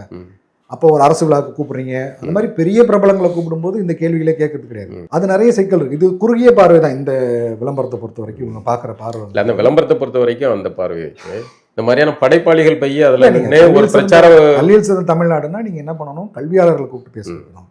அப்புறம் அந்த கல்வியில் பயனடைந்தவர்கள் இருக்காங்கல்ல, பல துறைகளில் சாதிச்சு இப்ப அந்த கல்வியை பயன்படுத்தி மேல வந்தவங்கள ஆமா இருப்பாங்க. எத்தனையோ பேர் இருக்காங்க. நீங்க எத்தனையோ துறைகள்ல வந்து உச்சமா இருப்பாங்க இல்லையா, அவங்க எல்லாத்தையும் நீங்க கூட்டுல வச்சு பேச. நான் வந்து இப்படி ஒரு கடை கிராமத்துல இருந்து வந்தேன், ம். இந்த அரசு கல்வியை கல்வியால பயன்படுத்தி. எனக்கு பயன்படுத்தி நான் இந்த இஸ்ரோ வரைக்கும் போனேன், ம். அங்க போனேன், இதுக்கு போனேன், என்னுடைய நிதித்துறையில இருந்து இந்த இடத்துல நான் இருக்கிறேன், ம். இப்படின்னு இந்த சாம்பிள் தான் தேவை. இவங்க வந்து என்னன்னா திரை கவர்ச்சி போதுன்னு திரை நினைக்கிறேன். கவர்ச்சினா இவங்க எல்லாமே தேர்தல் ஒட்டுன புள்ளி விவரங்கள் தான் அது. ம். நீங்க தேர்தலுக்கான புள்ளி விவரங்கள் தேவைப்படுது அவங்களுக்கு. ம். அப்ப தேர்தலுக்கு மக்கள்கிட்ட ஈஸியா போய் உங்க முகத்தை ரீச் பண்றதுக்கு வந்து திரைமுகங்கள் தேவை. திரைமுகங்கள் தேவை. அப்ப நீங்க சின்ன சின்ன ரீல்ஸா ஷார்ட்ஸா கட் பண்ணி போடும்போது முதலமைச்சர் வந்து இதை பண்ணாரு, முதலமைச்சர் அதை பண்ணாரு அப்படின்னு சொல்லும்போது உங்களுக்கு அந்த மேடையில போய் சொல்ல வேண்டிய சில வேற வழி கிடையாது. சங்கடங்களும் நீங்க இருக்கு. அந்த இடத்துல இருக்குது, பேசிதான் ஆகணும் அந்த அப்படிங்கிற இடத்துல வந்து நீங்க வந்து அதை சொல்லி ஆக வேண்டிய கட்டாயம் இருக்கு. ம். அதை வந்து தனியா எடுத்து கட் ஆமா, பண்ணி நீங்க போட்டு. நீங்க உண்மையிலே அரசு பள்ளிக்கல்வித்துறை நிறைய விஷயங்கள் செய்யறாங்க. ம். நீங்க அதை செய்யற விஷயங்கள் சொல்லலாம். ம். இப்போ நீங்க மாதிரி பள்ளிகள் இருக்கு தமிழ்நாட்டுல, அது நல்ல முயற்சி. ம். அது டெல்லியை பார்த்து இங்கே தமிழ்நாட்டில் இப்போ பண்ணுறாங்க. டெல்லியில் ஏற்கனவே இந்த மாடல் ஸ்கூல்ஸ்னு ஒன்று இருந்துச்சு. ஒவ்வொரு மாவட்டத்திலையும் ஒரு ஒரு அரசு பள்ளியில் இருக்கிற நல்ல படிக்கிற மாணவர்கள் எல்லாத்தையுமே இடஒதுக்கீடு அடிப்படையில் ஒரு ரெசிடென்ஷியல் ஸ்கூலில் கொண்டு வந்து அவங்களுக்கு எல்லாமே கொடுக்குறாங்க. அதெல்லாம் ரொம்ப முக்கியமான முயற்சி. நீங்கள் அதெல்லாம் பாராட்டலாம். இப்போ நீங்கள் அந்த குழந்தைங்களை மேடை ஏற்றி நீங்கள் பேச வைக்கலாம். ஏன்னா அந்த குழந்தைங்களை மேடை ஏற்றி பேச வைக்கலாம். அந்த கல்வியால் பயன்பெற்ற பயனாளர்களை கூப்பிட்டு பேச வைக்கலாம். திரை கவர்ச்சியை பயன்படுத்துறதுங்கிறது வந்து என்ன சொல்றது, இவங்க வந்து அதை ஓட்டா கன்வெர்ட் பண்ண ட்ரை பண்றது. இவங்க பின்னால திரையுலகம் தான் சமூகம் அப்படிங்கிற மாதிரி. ஆமா, அதுதான் இன்னைக்கு ரொம்ப மோசமான இது. இன்னைக்கு வந்து சமீபத்தில் 2 நாளாக எனக்கு ஒரு இது போயிட்டு இருக்கு. ட்விட்டரில் வந்து ஒரு 2 நாளைக்கு முன்னாடி ஒரு பதிவு போட்டிருந்தேன். அந்த துப்புரவு தொழிலாளர் ஒருத்தவங்க நகையை எடுத்து கொடுத்தாங்க இல்லையா, அவங்களோட அதுக்கு வந்து ரஜினிகாந்த் அவர்கள் கூப்பிட்டு வந்து பாராட்டாரு. அவங்க அதே உடையோட பாராட்டு. நான் அதுக்கு ஒரு பதிவு போட்டிருந்தேன். அதாவது ரிப்பன் பில்டிங் வாசலில் வந்து அந்த துப்புரவு தொழிலாளர் போராடும் போது எங்கே போயிருந்தீங்க ரஜினிகாந்த் அவர்களே, அப்புறம் உங்கள் பெருந்தன்மை வெங்காயத்தை காட்டுறதுக்கு நான் அந்த சீருடையோட தான் வந்து கௌரவிப்பீங்களா அப்படின்ற மாதிரி ஒரு கேள்வி. அது கீழே பின்னூட்டம் பார்த்தீங்கன்னா அவ்வளோ ஆபாசமான பின்னூட்டங்கள். ஆமாம், அந்த ரசிகர்கள் வந்து கொந்தளிச்சு பயங்கரமாக திட்டிகிட்டே இருக்காங்க. எனக்கு அந்த ரசிகர் மேலே ஒரு கோபம் இல்லை. அது நான் ஒரு என்னென்ன உளவியலாக தான் நான் பார்க்குறேன். அந்த உளவியலை நான் அதை எப்படி புரிஞ்சுக்கிறேன்னா, இப்போ ரஜினியை வந்து தங்களோட அடையாளமாக அவங்க ஏற்றிக்கிறாங்க. ரசிகர் மனப்பான்மையில் ரஜினிங்கிறது தங்களோட அடையாளமாக வச்சுக்கிறாங்க. அப்போ அந்த அடையாளத்தை ஒருத்தர் கேள்வி எழுப்பும் போதோ, அந்த அடையாளத்தை ஒருத்தர் குற்றச்சாட்டும் போதோ அவங்களுக்கு என்ன தன்னோட அடையாளம் போகிற மாதிரி பதட்டமாக இருந்தனால அவங்க வந்து பொதுவெளியில் என்னென்னலாம் பேசக்கூடாதோ அந்த மாதிரி வார்த்தைகளாக இருக்கும். உனக்கு தெரியுமாடா, அப்படியாடா, இப்படியாடா, நான் அவர் அதை செஞ்சுட்டாருன்னு. ஓகே, இது அவங்களோட பாமர பார்வையிலேருந்து அவங்க கொதிச்சு எழுதுறாங்க. எனக்கு அவங்க மேலே பரிதாபம் தான் இருக்குது. நீங்கள் இப்படி ஒருத்தர் மேலே ஒரு பொசசிவாக ஒருத்தரை பற்றி பேசணுன்னே அவ்வளோ வெடித்து பொதுவெளின்னு கூட பார்க்காம என்ன ஆபாசமாக திட்டுறீங்க. எனக்கு உங்கள் மேலே பாவமாக என்னவா இருக்குதுன்னா, நீங்கள் தலைவர்னு ஒருத்தர் நம்பிக்கிட்டு இருக்கீங்களே, அவர் உங்களுக்காக ஒரு துரும்பும் கிள்ளி போட்டது கிடையாது. ஒரு துளி வேர்வைக்கு ஒரு காசை வாங்கிடுவார். இல்லை, அது வாங்கட்டும், அவர் உழைச்சாரு, வாங்கினாரு, அவரோட ஸ்ட்ராட்டஜி இதெல்லாம் வச்சுக்கலாம். ஆனால் தொடர்ச்சியாக அவர் பண்ண வேலைகள் இருக்கு இல்லையா, நீங்கள் அந்த ரசிகர்களை வந்து பயங்கரமாக சீட் பண்ணார், அவர் ஏமாத்தினார். ரசிகர்களை ஏமாத்தினாரு. ஏன்னா ஒவ்வொரு காலகட்டத்திலையும் அவரோட படங்கள் வரும்போதெல்லாமே அப்போ மக்கள்கிட்ட வந்து ஒரு அரசியலுக்கு வரன்ற ஒரு பாவலா காட்டுறது, அதை ஒட்டி படத்துல பஞ்ச் டயலாக் வைக்கிறது. இந்த மக்கள் வந்து ஒரு தடவையும் ஆர்வமா இருப்பாங்க. அடுத்து அந்த படம் ரிலீஸ் ஆனதுக்கு அப்புறம் அடுத்த வேலையை பார்க்க போயிடுவாரு. அடுத்த படம் எடுப்பாரு. அடுத்த படம் எடுக்கும்போது திரும்ப அதுக்குள்ள ஒரு அரசியல் கருத்தை வைப்பாரு. அதில் நான் வந்து எப்போ வரேன், எதுக்கு வரேன்னு தெரியாது, ஆனா வர வேண்டிய நேரத்தில் கரெக்டா வருவேன். இப்படி ஒரு படத்துலையும் நீங்க உங்களுடைய ரசிகர்களை சுரண்டி தான் நீங்க வந்து மேல வந்தீங்க. வியாபார காந்தமா இருந்திருக்காரு. ஆமா, நீங்க சுரண்டி மேல வந்திருக்கீங்க. நான் அந்த பதிவுல வந்து கொஞ்சம் ஆர்ஷா தான் போட்டேன். ஏன் போட்டேன்னா, பொது புத்தியில இன்னைக்கு வரைக்கும் அந்த அம்மா பேசுனது கூட எடுத்துட்டு வந்து வீடியோ போடுறாங்க. நானாக விரும்பி தான் அந்த யூனிஃபார்ம் போட்டு போனேன், அவங்களாம் வந்து ஒன்றும் சொல்லலை. ஒரு நடிகர் கூட வந்து எங்களை வீட்டிலேருந்து கூட்டு போனேன். எங்கே போனாங்க, எங்கன்னு கேட்டதுக்கப்புறம் அதை சஸ்பென்ஸ் சொன்னார். நான் கேட்குறேன், நீங்கள் எளிய மக்களை கில்லுக்கிறியா நினைக்கிறீங்க பிரபலங்கள் வந்தா கூட்டா வந்து ஒருத்தர் இல்லை, அவங்க வந்து உங்கள் மேலே உள்ள ஒரு கவர்ச்சியில் வந்து வர தயாராக இருக்காங்கன்னா எங்கே போகிறேன்னு சொல்லணும்ல. எங்கே போகணுன்னு கேட்டால் இல்லை சஸ்பென்ஸ் கூட்டு போகிறேன். நான் கேட்குறேன், நான் ஒரு ஒரு ரசிகர் வராது, ஒரு கார் எடுத்துக்கிட்டு ஒரு பிரபல வீட்டு வாசலை நிப்பாட்டிட்டு வாங்க உட்காருங்க, யாருங்க நீங்கள் சொல்கிற வாங்க சஸ்பென்ஸ் இன்னும் வந்துடுவீங்களா நீங்கள்? அப்போ நீங்கள் எளிய மக்களை வந்து பிரபலங்கள் வந்து நீங்கள் என்னவா நினைக்கிறீங்கன்னா, அவங்கள வந்து உங்களுடைய கைப்பாவைகளாகவும் ஒரு எடுப்பார் கைப்பிள்ளையாகவும் ஒரு கிள்ளுக்கரைகளாகவும் நினைச்சுக்கிறீங்க. அவங்களுடைய சூழலை பயன்படுத்தி அது அபியூஸ் தான். அவங்களே அதுக்கு உடன்பாட்டாலுமே அது அபியூஸ். நீங்கள் ஃபஸ்ட்டு போய் சொல்லணும், ம். நான் இப்படி ஒரு விஷயத்துக்காக வந்திருக்கிறேன், உங்களை இந்த இடத்துக்கு கூட்டு போகணும்னு வந்திருக்கேன், இதுக்காக தான் நான் அப்படி கூட்டு சொல்லிட்டு அந்த போகணும்னு வந்திருக்கேன். சஸ்பென்ஸ் போயிரும் நினைச்சிருக்கலாம்ல அவங்க. நீங்கள் யார் என் மேலே சஸ்பெண்ட், நான் உங்களை கூப்பிட்டா நீங்கள் வருவீங்களா? அப்படி ஒரு ரசிகர் வந்து ஒரு பிரபல வீட்டு வாசலில் போயிட்டு உள்ளே போயிட முடியுமா? அவர் நீங்கள் வாங்க உட்காரு, கேட்டு காரில் போக உட்காருங்க, தெரியும். இல்லையா என் பைக்கில் உட்காருங்க, ஒரு நிமிஷம் ஒரு சஸ்பென்ஸ் வச்சுருக்கேன் அப்படின்னா நீங்கள் வந்துடுவீங்களா? வரமாட்டீங்க. இது பிரபலங்களோட மனநிலை. இப்போ நான் எதுக்கு அந்த பதிவை போட்டேன்னா, ரஜினி கிட்ட நம்ம எதிர்பார்க்க போகிறது கிடையாது ஒருபோதும். ஏன்னா ரஜினி வந்து ஒருபோதும் மக்களுக்காக குரல் கொடுக்குற ஒரு நபர் கிடையாது. இது வந்து அவங்க ஒரு விஷயம் செஞ்சாங்க, கூப்பிட்டு பாராட்டுறாரு. என்ன நிறைய கேள்வி என்னன்னா, நீங்கள் வந்து யாருக்கு உதவி செய்ய மாட்டீங்க, உதவி செஞ்சால் உங்களுக்கு வந்து என்னடா பிரச்சனை? அது உதவி கிடையாது. ரொம்ப தெளிவாக ரஜினிகாந்த் நீங்கள் ஆழ்ந்து பார்த்துருந்தீங்க, அது உதவி கிடையாது. அது இன்னொருத்தோட வெளிச்சத்தில் நீங்கள் வெளிச்சம் தெரிக்கிறது திரும்ப, இல்லையா? நீங்க அப்படி ஒரு காரியம் செஞ்சவங்கள சமூகம் வந்து கொண்டாடாம ரொம்ப தெளிவா இருப்பாரு. ரஜினிகாந்த் வந்து ரொம்ப தெளிவா இருப்பாரு. என்ன மாதிரி தெளிவா இருக்கிறாருன்னா, நீங்க வந்து இதே வந்து நாங்குநேரியில வந்து அந்த சாதிய ஆணவத்துல வந்து அந்த சின்னத்துறை தம்பியை வெட்டினாங்க. அதுக்கு நீங்க கண்டனம் தெரிவிக்க வேண்டாம், சரியா? ஏன்னா நீங்க உங்களுக்கு அரசியல் வேண்டாம், கிடையாது. அந்த தம்பி பரீட்சையில நல்ல மார்க் எடுத்து அவன் பொதுவெளியில வந்து ஒரு பேட்டி கொடுக்குறான். எவ்வளவு பொறுப்பான ஒரு பேட்டி கொடுக்குறான். தமிழ்நாட்டுக்கு திருப்பி செய்ய வேண்டிய எந்த அவசியம் கிடையாது. இந்த தமிழ் சமூகம் சாதின்ற பேரில் அவனை வந்து அவ்வளோ பெரிய வன்முறைக்குள்ளாக்கி அவ்வளோ பெரிய அச்சத்துக்குள்ளாக்குன ஒரு தம்பி வந்து அவன் தேர்ந்தெழுந்து வெளியே வந்து எந்த பகை உணர்ச்சியும் காட்டாமல் என்ன மாதிரி என்னை வெட்டினவங்களும் நல்லா படித்து மேலே வரணும் அப்படிங்கிறான்.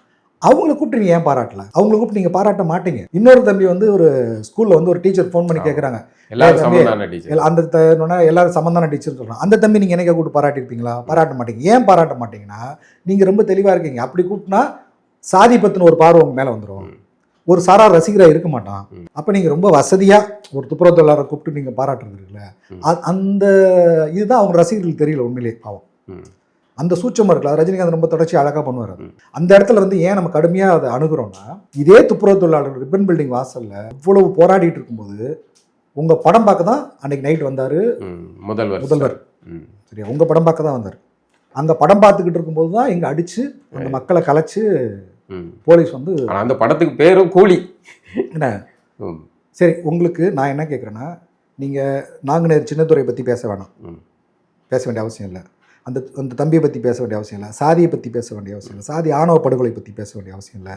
இங்கே பிஜேபி வளர்த்துக்கிட்டு இருக்கு, ஆர்எஸ்எஸ் வளர்த்துக்கிட்டு இருக்க வெறுப்பரசியலை பற்றி பேச வேண்டிய அவசியம் உங்களுக்கு கிடையாது. ஆனால் இந்த ஊரில் நீங்கள் 50 வருஷமாக குப்பை கொட்டிகிட்டு இருக்கீங்கல்ல, உங்கள் வீட்டு குப்பையை குப்பை தொட்டியில் கொட்டிக்கிட்டு இருக்கீங்களா இல்லையா 50 வருஷமா? அப்போ நீங்கள் கேட்கணும்ல, நீங்கள் அந்த மக்களுக்கு உதவுறது பிரச்சனை இல்லை, உதவுறது வந்து சாதாரண ஆட்களோட என்ன. உங்களை மாதிரி பிரபலங்கள் சரியில்லைன்னு சொன்னவரு, அப்புறம் வந்து எதுக்கெடுத்தாலும் போராடி போராடி போராடி தமிழ்நாடு சுடுகாடாடுன்னு சொன்னாங்க சமூக விரோதிகள். ஆமாம், தூத்துக்குடியில் வந்து சமூக விரோதிகள் ஊடுருவி இந்த போராட்டத்தில் வந்து இது பண்ணாங்கன்னு சொன்னார். அதுக்கப்புறம் அருணா ஜெகதீஷன் ஆணையத்தில் வந்து போய் அதுக்கு எனக்கு எந்த ஆவணமும் கிடையாது, நான் தெரியாமல் சொல்லிட்டேன், என்கிட்ட எந்த டாக்குமெண்ட்டும் கிடையாது அப்படின்னு சொல்லிட்டு நீங்கள் வெளியே வந்து என்னைக்காவது ஒரு நாள் அந்த வார்த்தைக்கு வந்து மக்கள் போராட்டத்தை வந்து நான் அப்படி கொச்சையாக பேசிட்டேன், நான் அந்த வார்த்தையை திரும்ப மன்னிப்பு கூட நீங்கள் கேட்க வேணாம், நாங்கள் தமிழ்நாட்டு மக்கள் பெருந்தன்மையாக உங்களை அணுகிறோம், நீங்கள் மன்னிப்பெல்லாம் கேட்க வேணாம். இப்போ வரைக்கும் நீங்கள் வெளியில் வந்து அன்னைக்கு நான் மக்கள் போராட்டம் வந்து தேச விரோதிகள் ஊடுருனாங்க அப்படின்னு சொல்லிட்டேன்ட்டு நீங்கள் என்னைக்கா அந்த வார்த்தையை நீங்கள் வாபஸ் வாங்கிருக்கீங்களா? எந்த அடிப்படை பொறுப்புமே கிடையாது உங்களுக்கு சமூகத்தில். அப்போ நீங்கள் ஏன் வார்த்தை விடுறீங்க? அருணா ஜெகதீஷனோட அறிக்கையில் வந்து அவங்க தெளிவாக பதிவு பண்ணியிருக்காங்க. நீங்கள் உங்க விசாரிச்சு அன்னைக்கு கூட நீங்கள் சொல்ல வேண்டியதில்லை, அவங்க அறிக்கையில் தெளிவாக பதிவு பண்ணுறாங்க.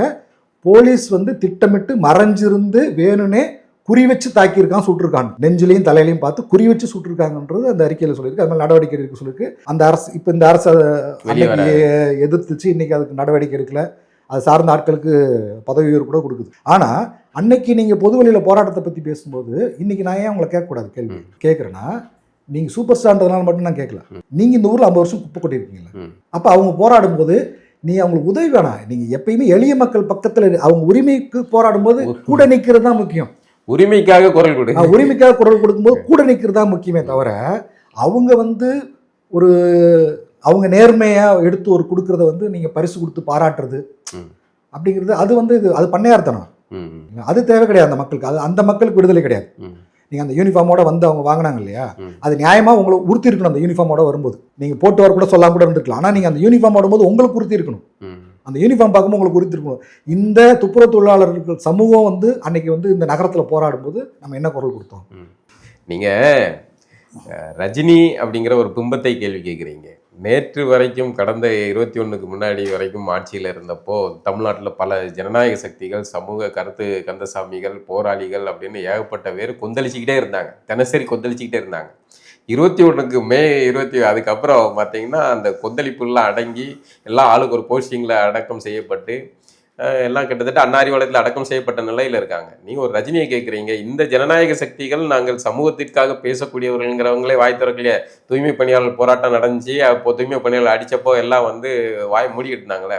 இல்லை நீங்கள் ரஜினியை கேட்குறதுல என்ன நியாயம் இருக்குது? ரஜினியை மட்டும் நம்ம கேட்கல. நம்ம என்னென்னா தொடர்ச்சியாக அதிமுக, திமுக, காங்கிரஸ், பிஜேபி எல்லா அரசுகளையும் தொடர்ச்சியாக நம்ம அந்த நடப்புகளின் அடிப்படையில் கேள்வி எழுப்புகிறோம். இடதுசாரி இயக்கங்கள் மேலேயும் கேள்வி எழுப்புகிறோம். சில விஷயங்களை தவறும்போது எந்தெந்த காலங்களில் நமக்கு எது மக்கள் பக்கம் நிற்கணுமோ, யார் மக்கள் பக்கம் நிற்கணுமோ அந்த இடத்துல நம்ம நிற்க தான் செய்கிறோம். நீங்கள் சொல்கிற மாதிரி அன்னைக்கு இந்த தேர்தலுக்கு முன்னால் வந்த குரல்கள் வந்து இன்னைக்கு கிடையாது. நிறைய திரைப்படங்கள்லாம் வந்து நிறைய அரசு நோக்கி கேள்வி கேட்டவங்கன்னா இன்னைக்கு அமைதியாகிட்டாங்க. ஏன்னா திமுகவுக்கு தெரியும் எல்லாரையும் எப்படி கையாளணுங்கிறதுல வந்து அவங்க ரொம்ப வித்தகர்கள். அதில் வந்து ரொம்ப தேர்ந்தவர்கள். இப்போ அதிமுக அரசை விட இவர்கள் தேர்ந்தவர்கள். ஆமாம், இந்துத்துவ சக்திகளுக்கு கூட இவ்வளோ நுணுக்கமான இது கிடையாது. அவங்ககிட்ட ரொம்ப அவலப்பட்டு போயிடுவாங்க. ஆமாம், அவங்க வந்து ரொம்ப அழகாக அதை அப்ரோச் பண்ணுவாங்க. சயின்டிஃபிக்கான ஒரு அப்ரோச் பண்ணுவாங்க. அப்புறம் ஒரு அறிவுத்தள போர்வையில் இருப்பாங்க. அதுக்கப்புறம் ஒரு இணைய கைக்கூலிகளையும் வச்சுருப்பாங்க அதுக்கடுத்து கீழே. இப்போ லேசாக வந்து இப்போ நீங்கள் திமுகவை எதிர்த்து பேசுகிறீங்கன்னு வச்சுங்களேன், இல்லை திமுக அரசு ஒன்றும் இல்லை. இப்போ நான் வந்து ஒரு இந்த தமிழ்நாடு முழுக்க இந்த சென்னை முழுக்க இந்த டிரான்ஸ்ஃபார்மரை ஒட்டி ஒரு தகுடு போட்டிருந்தாங்க. அந்த தகுடுல போஸ்ட் ஓட்டக்கூடாது இருக்கா, ஒரு கம்பியை கூறு அப்படி வச்சிருக்காங்க. நீங்க ரோட்ல நடந்து போனீங்கன்னா கண்ணுலாம் அடிச்சு. அதுக்கு ஒரு பதிவு போட்டதுக்கு உடனே வந்து இணைய கைகூலிகள்லாம் வேற மாதிரி பேச ஆரம்பிப்பாங்க. ஏன்னா திமுகவுன்னு ஒரு முரட்டு அடியால் கூட்டத்தை வச்சிருக்காங்க. தாத்தா காலத்து திமுக, 2.0 திமுக. ஆமா, எல்லாரும் ஒரு செக்டரா பிரிச்சு வச்சிருக்காங்க. கவுன்சிலர் உட்பட ஒரு பிஆர் டீம் வச்சிருக்காங்க. அவர் வார் ரூம் வச்சிருக்காங்க. ஸோ அதில் வந்து அவங்க ரொம்ப தேர்ந்தவங்க. அதனால நிறைய சத்தங்கள் குறைஞ்சிடுச்சு. நம்ம ஏன் ரஜினியை வந்து திரும்ப திரும்ப இந்த விஷயத்தில் கேட்டோம்னா, ஏன்னா நீங்கள் இது இந்த ஒரு அந்த அம்மா மைண்டில் இது ரஜினி மட்டுமே கிடையாது காரணம். அந்த யூனிஃபார்ம் போட்டு அந்த அம்மா வர்றது, அந்த அம்மா வந்து இந்த யூனிஃபார்ம் நான் பெருமையாக நினைக்கிறேன்னு சொல்கிறது இது ரஜினி மட்டுமே காரணம் கிடையாது. நீங்கள் மோடி முதற்கொண்டு அவர் வந்து துப்புரவு தொழிலாளர்கள் கூப்பிட்டு யூனிஃபார்மோடைய காலை கழுவி விடுவார். அதுக்கப்புறம் முக ஸ்டாலின் அவர்கள் வந்து அவங்கள அந்த ட்ரெஸ்ஸோடு உட்கார வச்சு அவங்க கூட உணவு இருந்துவார். அதுக்கப்புறம் லலிதா ஜுவல்லரி ஓனர் வந்து அவங்க வீட்டுக்கு கூப்பிட்டு அந்த யூனிஃபார்மோட சாப்பிட்டு போட்டு இப்படி எல்லாமே பொது புத்தியில் வந்து அவங்களுக்கு இதை ஒரு பெருமிதமாக ஏற்றுது. இதில் ஒரு நுணுக்கமான ஒரு வேலையில் அது இந்த அதாவது அது ஒரு தவறு, சமூக தவறுங்கிறதே தெரியாமல் செஞ்சுக்கிறாங்க. திடீர்னு நாங்கள் அருந்ததி வீட்டில் போய் சாப்பிட்டோம், டீ குடித்தோம், முரசொலியில் எழுதுறாங்க. முதல்வர் ஸ்டாலின் வந்து அருந்ததி வீட்டில் போய் உணவருந்தினார், காப்பி குடிச்சாருங்க. ஐயா, இது கொச்சையா இல்லையா? உங்களுக்கு அசிங்கமா தெரியலையா? அவங்களுக்கு அது அசிங்கமாவே இல்லை. ஏன்னா நீங்கள் வந்து அதிமுக திமுக ரெண்டுமே வந்து ஒரு மாவட்ட செயலாளர்களையும் பாருங்க, அவங்களோட உயர் பதவிகள்லாம் பாருங்க, அந்த மாவட்டத்தில் இருக்க ஒரு முக்கியமான சாதியின் அடிப்படையில் சாதிய ஆதிக்க மனநிலையில் இருக்கிற நபர்களோட இல்லை பாஜக தமிழிசை சவுந்தரராஜனும் செய்கிறாங்க, அண்ணாமலை செஞ்சுருக்காங்க. இதெல்லாம் இவர்கள் செய்கிறது இவர்கள் சிந்தனை வறட்சியில் உள்ளது. ஆனால் நீ ஒரு சமூக நீதி, சாதி ஒழிப்பு, பெரியாரியம் அது இதுன்னு பேசுகிற, நானும் கம்யூனிஸ்ட்டுன்னு சிலையை வர திறந்து வைக்கிறீங்க, எல்லாம் பேசுகிறீங்க. ஒரு அடிப்படையான விஷயம் இப்படி ஒருத்தங்களுக்கு அப்படி போடுறதே கொச்சைப்படுத்துறது, அவர்களை இழிவுபடுத்துறது அப்படிங்கிற புரிதல் கூட இல்லையா? இல்லை, அவங்க ரொம்ப பொது புத்திக்கு தான் இயங்க ஆரம்பிச்சிட்டாங்க. பேசுகிறது சமூக நீதியாக இருக்கலாம், ஆனால் அது வந்து சமூக நீதின்ற போர்வைக்குள்ளே வந்து நீங்கள் பார்த்தீங்கன்னா ஒரு முதலாளித்துவத்துக்கான ஆட்சி தான் இது. முதலாளித்துவத்துக்கான ஆட்சியும் ஆதிக்க சாதிகளுக்கான இதுதான். நீங்கள் எத்தனை ஆணவ கொலைகள் நீங்கள் யோசிச்சு பாருங்க. திமுக ஆட்சி வந்து சாதி ஆதிக்கவாதிகளின் ஆட்சி அப்படின்னு சொல்றீங்க. கண்டிப்பா. ஏன்னா இன்னைக்கு வரைக்கும் நீங்க வந்து சாதி ஆணவத்துக்கு எதிராக வந்து ஒரு சட்டம் இயற்றுனா அவ்வளவு தயக்கம் காட்டுறீங்க. தாட்டி காட்டி வேற அழுத்தம், பயங்கரமான அழுத்தம் கொடுக்கும்போது மட்டும்தான் இப்போ வந்து அதுக்காக பாஷா கமிஷன் ஒன்று அமைச்சிருக்கீங்க. இதுவுமே நான் என்னோட பார்வையில் வந்து இது தேர்தலுக்கான ஒரு ஸ்ட்ராட்டஜி தான். நீங்க தேர்தல் நேரங்களில் வந்து எதிர்கட்சியா இருக்கும்போது எப்படி வேலை பார்ப்பீங்க? எதிர்கட்சியாக இருக்கும்போது வந்து டாஸ்மார்க்ல வந்து 10 ரூபா கொள்ளையடிக்கணுன்றாங்க. அதிமுக திமுக ரெண்டு காலத்துலையுமே டாஸ்மார்க் தொடங்கப்பட்ட காலத்துலேருந்து இன்னைக்கு வரைக்கும் அந்த ஒரு குவார்ட்டருக்கு 5 ரூபாயோ 10 ரூபாய் எக்ஸ்ட்ரா வாங்குறது நடந்துகிட்டே தானே இருக்கு. இப்போ வரைக்கும் நடக்குது இல்லை. அதில் மட்டும் சமத்துவமாக இருக்காங்க. அதில் வந்து ரெண்டு கட்சியும் சமத்துவமாக இருக்கீங்க. என்ன அதில் நீங்கள் அது எல்லாருக்கும் அப்பட்டமாக தெரிஞ்ச உண்மை. அதுலேயும் பல இடத்துல பார்த்தீங்கன்னா இப்போ தமிழ்நாட்டில் நீங்கள் சென்னையில் பல இடத்துல மெயின் ரோடுகளில் இருக்க டாஸ்மார்க் கடைகள் இருக்குல்ல, காலையில் 6 மணிலேருந்து 12 மணி வரைக்கும் பிளாக்ல ஓப்பனாக திறந்து கிடக்கு. அந்த சைடில் ஒரு பார் இருக்கும், இப்படி ஒரு ஸ்லைடு மாதிரி வச்சுருப்பாங்க. அதில் வந்து நீங்கள் அந்த மக்கள் யாருன்னு பார்த்தீங்கன்னா ரொம்ப உழைக்கிற அடித்தட்டில் இருக்க உழைக்கும் மக்கள். ஒரு பெயிண்டிங் வேலைக்கு போகிறதுக்கோ ஒரு இந்த மாதிரி ஒரு சின்ன சின்ன தினக்கூலிகளுக்கு போகிறவங்க இருக்காங்களா, இவங்க வந்து உடல் களைப்புக்கு குடிக்கிறது, அதுல வந்து அடிமைத்தனமா மாறுறது, குடி போதையில அடிமையா மாறினது, அவங்கள வச்சுதான் நீங்க அறுவடை பண்ணிட்டு இருக்கோம். வெட்ட வழியில அதுக்கு பதிலுக்கு தான் 1000 ரூபா கொடுக்குறோம்ல, இலவச மகளிருக்கு விடியல் பேருந்து அதெல்லாம் கொடுக்குறோம். இல்ல அது நீங்க கொடுத்து என்ன பிரயோஜனம்? நீங்க அதுக்கு தான் பெண்கள்கிட்ட கொடுத்து நீங்க ஆண்களை நீங்க வேற மாதிரில சொல்றீங்க ஆண்கள். அப்ப நீங்க வந்து அந்த அந்த டாஸ்மார்க் கடையில் அடிக்கிற கொள்ளை இருக்கு இல்லையா, இதுல எல்லாருக்குமே பங்கு உண்டு. நான் முந்தாள் கூட ஒரு ட்விட் போட்டிருந்தேன், முந்தாள் கூட ஒரு ட்விட் போட்டிருந்தேன். அதில் வந்து என்னென்னா டாஸ்மார்க் ஊழியர்கள், அப்புறம் இந்த அங்கன்வாடி ஊழியர்கள் இதெல்லாம் சேர்த்து இவங்களோட பணி நிரந்தரம் பற்றியெல்லாம் வந்து CPIM, CBI, Visika, CPI ML, liberation இவங்கெல்லாம் சேர்ந்து ஒரு கூட்டறிக்கை விட்டுருந்தாங்க. அந்த கூட்டறிக்கையில் வந்து டாஸ்மார்க் ஊழியர்கள் வந்து பணி நிரந்தரம் கிடையாது, அவங்களுக்கு பணி உத்தரவாதம் கிடையாது, இதெல்லாம் நியாயமானது இல்லைன்னு சொல்லுவேன். நான் உங்களுக்கு அதில் என்ன பதிவு போடுறேன், அந்த கூட்டறிக்கையை பின்னணிப்பை வச்சு நான் பதிவு போடுறேன். டாஸ்மாக் ஊழியர்களின் உரிமைக்கு துணை நிற்கும் அதே நேரத்தில் மக்களிடம் குவார்ட்டருக்கு அதிமுக திமுக காலத்தில் இருந்து மக்களிடம் குவார்ட்டருக்கு 10 ரூபா கொள்ளையடிச்சு தரதுக்கு துணை போகிற அந்த ஊழியர்கள் பணி கலாச்சாரத்தையும் சொல்லிக் கொடுங்க தோழர்கள்னு போட்டுருக்கோம். அதுக்கு நமக்கு பொறுப்பு இருக்கு இல்லையா? வெறும் அவங்களோட உரிமைகளை மட்டும் நம்ம பேசுறது ஒரு சங்கடம் வாங்கி கொடுக்குறேன், நான் வாங்க மாட்டேன்னு சொல்லு. ஆமா, அந்த கடையில் இருக்க ஊழியர் தான் வாங்கி மேல இருக்க அதிகாரிகளுக்கோ அமைச்சர்களுக்கோ யாருக்கு போறதோ ஒரு ஒரு செட்டப் வச்சிருப்பாங்க. அதுக்கு டனல், அதுக்கு முகவாயா இவங்க தானே இருக்கிறாங்க. அதை இடதுசாரி தொழிற்சங்கங்களோ இல்லை அவங்களுக்கு துணை நிற்கிற தொழிற்சங்கங்களோ அவங்களோட உரிமைகளுக்கு துணை நிற்கிற தொழிற்சங்கங்கள் வந்து கண்டிப்பா அவங்களுக்கு பணி கலாச்சாரம் சொல்லி நம்ம யாருமே. ஆனா சாரை விற்கிறது தொழிலுக்கு வந்து நம்ம வந்து யூனியனோ இல்லை அந்த ஊழியர்கள் நீங்க அதுல ஒரு முரசு, அதுல ஒரு ஒரு வாரியமா ஒரு இது வச்சிருக்கீங்க, ஒரு சட்டத்திற்குள்ள வச்சிருக்கீங்க. நீங்க சட்டவிரோதமா வைக்கிறதுன்னு வச்சுக்கீங்க. நம்ம மது அதை ஒழிக்கணும் அப்படிங்கிற அரசியல் போய் இவங்க தேர்தலுக்கு முன்னால் சொல்லுவாங்க. தேர்தலுக்கு முன்னால இதே வந்து முதல்வர் வந்து கையில வந்து இந்த பிடிச்சிட்டு இருப்பாரு, டாஸ்மார்க் ஒழிக்கிறதுன்ட்டு கையில கிளவுஸ் போட்டுட்டு எல்லாமே நின்று பிடிச்சிருந்தாங்க, எல்லாம் பண்ணாங்க. அதெல்லாமே தேர்தலுக்காக அவங்க சொல்றாங்க. அவங்களுக்கு ரொம்ப தெரியும் மக்கள் வந்து மறதியான. இவர்கள் எதிர்கட்சியா இருக்கும்போது விதவைகள் டாஸ்மாகால விதவைகள் இத்தனை. ஆமா, அதுக்கப்புறம் இப்ப நீங்க கேட்டீங்கன்னா என்ன சொல்ல போறாங்க, படிப்படியா நாங்க குறைக்கிறோம், 43 கடையை குறைச்சிருக்கோம், 53 கடையை குறைச்சிருக்கோம், படிப்படியாக குறைக்கணும். ஏன்னா கவர்மெண்ட்டுக்கு வந்து புள்ளி விவரங்கள் சொல்றதுல ரொம்ப இவங்க கைதேர்ந்தவங்க. புள்ளி விவரங்கள் சொல்றது. இப்போ நம்ம திரும்ப ரஜினிக்கே வருவோம். நம்ம ரஜினியை ஏன் நம்ம கேள்வி கேட்டுட்டே இருக்குன்னா, நீங்க நியாயத்தெல்லாம் பேச வேணாம், ஆனா அங்க போராடுற மக்களை நீங்க ஏன் கொச்சப்படுத்துறீங்க? எங்களுக்கு திரும்ப திரும்ப அந்த இடத்துல வந்து நிக்குது. அன்னைக்கு 13 பேர் சுடப்பட்டு என்ன அத்தனை பேர் அந்த மக்கள் போராட்டத்தை வந்து குலைச்சு நீங்க இது பண்ணத நீங்க வந்து அவ்வளவு கொச்சையா அந்த இடத்துல போய் அதை அங்க போயிட்டு நீங்க சொல்றீங்க. அவ்வளவு துணிச்சல் உங்களுக்கு. அது யாருடைய குரல்? அது அதை நாங்க ஒருபோதும் மறக்க மாட்டோம். ரஜினிகாந்த் என்னைக்கெல்லாம் வந்து சின்ன சின்ன தவறுகள் செய்யறாரோ நாங்க ஏறி அடிக்க தான் செய்வோம். ஏன்னா நீங்க மக்களுக்கு எதிராக நீங்க எதுவுமே, நீங்க மக்களுக்காக நீங்க எதுவுமே செய்ய வேணாம். ஆனா மக்கள் போராட்டத்தை நீங்க கொச்சப்படுத்துறீங்க யாரு? அது முழுக்க முழுக்க மக்கள் போராட்டம் நிரூபிக்கப்பட்டுச்சு. நீங்களே போயிட்டு அந்த கமிஷன்லயும் வந்து சாட்சி சொன்னீங்க. என்கிட்ட போதிய ஆவணம் இல்லைன்னு சொல்லியிருக்கீங்க, எனக்கு அந்த குற்றச்சாட்டுக்கான எந்த ஆதாரம் இல்லைன்னு சொல்லியிருக்கீங்க. அப்போ நீங்கள் பொதுவெளியில் வச்ச சார்ஜை நீங்கள் இப்போ வரைக்கும் ஏன் ரிலீஸ் பண்ணல? இந்த பேட்டி மூலமாக நான் சொல்கிறேன், இதை நீங்கள் ரஜினி மன்னிப்பு கேட்க, ரஜினி வந்து பொதுவெளியில் நீங்கள் மன்னிப்பு கூட கேட்க வேணாம். நான் என்னுடைய மக்கள் போராட்டத்தை கொச்சப்படுத்தி தேச உறவுகள் கலந்துட்டாங்கன்னு சொன்னதை நான் வாபஸ் பெற்றுக்கிறேன், எனக்கு அதுக்கு போதிய ஆதாரம் இல்லை, வாபஸ் பெற்றுக்கிறேன்னு நீங்கள் சொல்லுங்கள். நீங்கள் மன்னிக்க கூட வேணாம். தமிழ்நாட்டு மக்கள் எப்பயுமே பெருந்தன்மையான மக்கள் தான். நீங்கள் தமிழ் வந்தவர்களை வாழ வைப்பாங்க, ஆனால் வந்து உங்களை ஒருபோதும் காயப்படுத்தலாம் மாட்டோம். ஒரு முதல் பட இயக்குனர் ஒரு முதல் படத்தை எடுத்து போராட்டத்துக்கு நடுவில் எடுத்து கொண்டு வந்துருக்கீங்க. அடுத்த பட வேலைகள் நடந்துக்கிட்டு இருக்கு. இதுக்கு நடுவில் உங்களுடைய அரசியல் சார்ந்த இந்த மாதிரியான கருத்துக்கள் சொல்கிறது உங்களுடைய திரைப்பயணத்தை வந்து நெருக்கடிக்குள்ளானதாக மாற்ற. இப்போ நீங்கள் புறக்கணிக்கப்பட்டது கூட உங்களுக்கு நியாயப்படி மேற்கு தொடர்ச்சி மலை படத்துக்கு விருது அறிவிக்கப்பட்டிருக்கும். நீங்கள் வாங்கலன்னா கூட, நீங்கள் வேணான்னு சொன்னால் கூட அது அறிவிக்கப்பட்டிருக்காங்க. இப்போ புறக்கணிப்பு நடக்கும்ல, அடுத்தடுத்த பட வாய்ப்புகளில் சிக்கல் ஏற்படலாம். அப்படிங்கிற நிலைக்கு நடுவுலையும் நீங்கள் இந்த மாதிரி கருத்து சொல்கிறது வந்து சங்கடமா இல்லையா? இல்லை, ஏன்னா நம்ம வந்து ரொம்ப தெளிவாக இருக்கோம். கலை இலக்கியம் யாவும் மக்களுக்கே அப்படிங்கிற மாவாவுடைய இந்த கோட்பாட்டின் அடிப்படையில் நம்ம வந்து நம்மளுடைய கலை இலக்கியம் வந்து எதை பேசணுமோ, யாருக்காக பேசணும் அப்படிங்கிறது, அது கலையின் மூலமாக பேசலாம், கருத்துக்கள் மூலமாக பேசலாம், களத்தில் போய் நின்று பேசலாம். ஏதோ ஒன்று வந்து நம்ம யார் பக்கம் நிற்கிறது தான் இருக்குது. நம்ம எடுக்கிற படங்களாக இருக்கட்டும், படங்களுமே நம்ம யாருக்காக எடுக்கிறோம், எந்த மக்கள் பக்கம் நின்று எடுக்கிறது தான் இருக்குது. படம் எடுக்கிறதுக்கு நமக்கு முடியலைன்னா அடுத்து வேறு செய்யப்படும். ஆனால் மக்களுக்கான வேலையை நம்ம செஞ்சுட்டு இருக்கோம் தொடர்ச்சியாக. ஆனால் நீங்கள் எப்படியான இவ்வளோ ஐடியாலஜிக்கலாக மக்கள் பிரச்சனை அதுன்னு பேசி பண்ணணும் அப்படின்னு நினைக்கிறவங்க, இன்றைக்கி ஜென்சி கிட்ஸ் வந்து அதுக்கு நேர் எதிராக இருக்குது.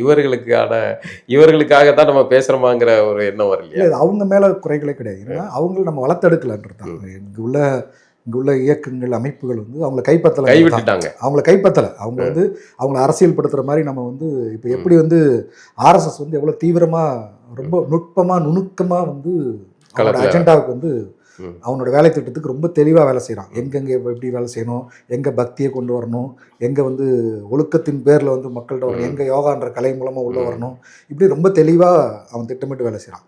நம்ம வந்து மக்களுக்காக இயங்குகிற அமைப்புகள் வந்து இன்னும் மக்களை கவர்றதுக்கும் வென்றெடுக்கிறதுக்கும் அந்த இளைஞர்களை கைப்பற்றுறதுக்குமான எங்கே இந்த கண்ணி விட்டு போதுன்னு இருக்குல்ல, அதில் ரொம்ப நம்ம ஒரு இடைவெளி. ஆமாம் அந்த மறு ஆய்வு செய்து நம்ம அந்த கண்ணி இணைக்க வேண்டிய காலகட்டத்தில் இருக்கணும் கண்டிப்பாக.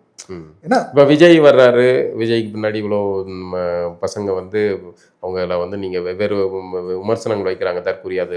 அப்படி இல்லைன்னா கூட அவங்க அரசியல் தெரியாத, அரசியல் மயப்படுத்தப்படாத ஒரு கூட்டமானால் பெருங்கூட்டமாக வர்றாங்க. இல்லை அதுக்கு அதை காரணம் வந்து என்னென்னா, நீங்கள் அந்த மக்கள்கிட்ட போய் அரசியல் என்னன்றது சேரல, மக்கள்னா என்னன்னு தெரியல, உரிமைன்னா என்னன்னு சேரல, இயக்கம்னா என்னன்றது சேரல அவங்ககிட்ட.